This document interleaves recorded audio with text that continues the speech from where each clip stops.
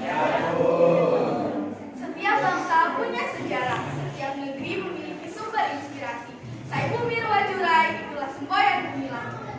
Halo teman-teman semua, perkenalkan nama saya Anissa Fetia Rahma dari SD Muhammadiyah Gusti.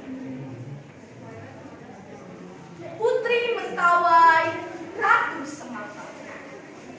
Alkisah, pada zaman dahulu di wilayah Semong, ada seorang putri cantik bernama Putri Mentawai, Ratu Semangka.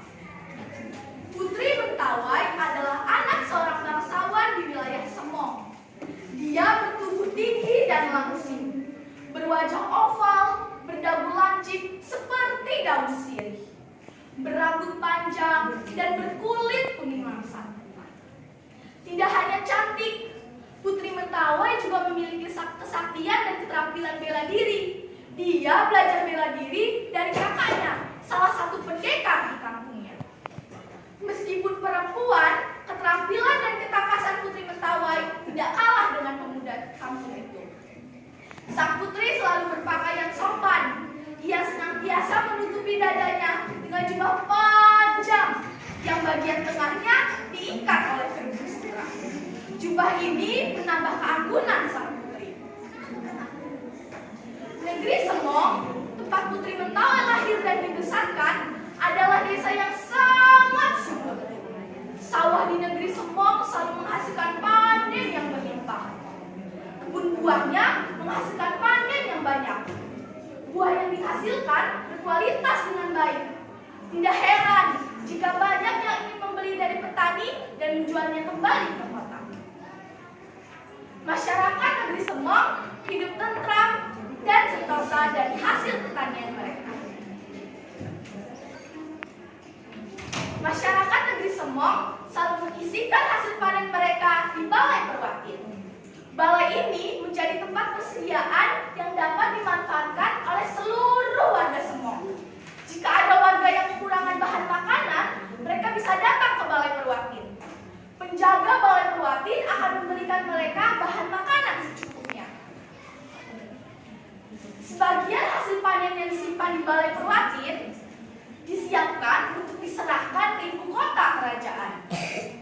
Mereka harus membayar hasil panen itu setahun 2 kali. Saat masyarakat telah panen, mereka harus membayar upeti kepada raja dengan hasil panennya. Suatu ketika, Putri Mentawai berangkat bersama pengawalnya ke ibu kota kerajaan. Mereka hendak menyerahkan hasil panen mereka sebagai upeti dari negeri mereka. Namun, Putri Mentawai dan rombongannya mendapat sambutan yang tidak semestinya dari prajurit kerajaan. Mereka memanggil Putri Mentawai dan rombongannya dengan panggilan yang tidak semestinya sambil menghardik. Hei kalian, cepat bawa upeti kalian ke hadapan raja. Raja sudah lama menunggu. Perintah prajurit itu dengan ampuh.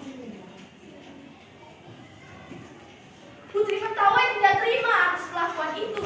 Sebagai utusan dari negeri Semong, sudah selayaknya Putri Mentawai diperlakukan dengan lebih baik. Apalagi sang putri dan rombongannya datang untuk membawa upeti. Sang putri marah dan menantang prajurit itu.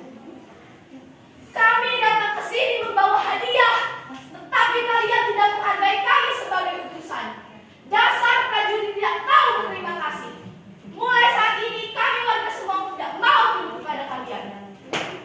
Masyarakat negeri Semong segera meninggalkan ibu kota dan kembali ke negeri Semong.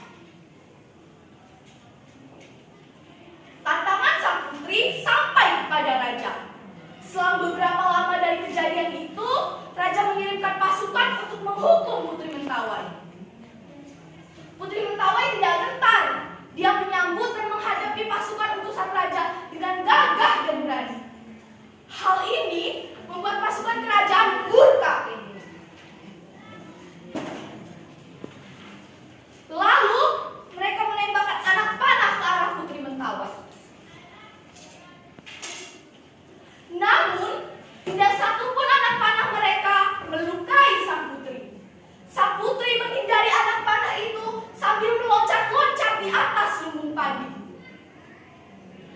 Serangan sang putri memunculkan keraguan di dalam hati anggota pasukan. Hati mereka menciut melihat ketangkasan sang putri. Mereka ragu apakah mereka mampu mengalahkan Putri Mentawai dan teman-temannya.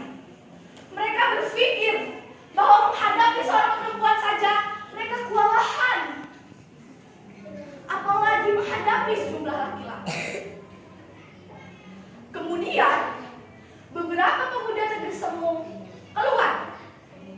Mereka ikut berperang bersama Putri Mentawai melawan pasukan utusan raja. Pemuda ini pun tidak kalah tangkas. Kesaktian mereka pun hampir sama dengan Putri Mentawai. Mereka melemparkan tombak mengusir pasukan kerajaan. Mereka juga lihai dari anak panah yang dilepaskan oleh pasukan kerajaan. Akhirnya, pasukan kerajaan pun kewalahan. Mereka pun mundur dan kembali ke ibu kota.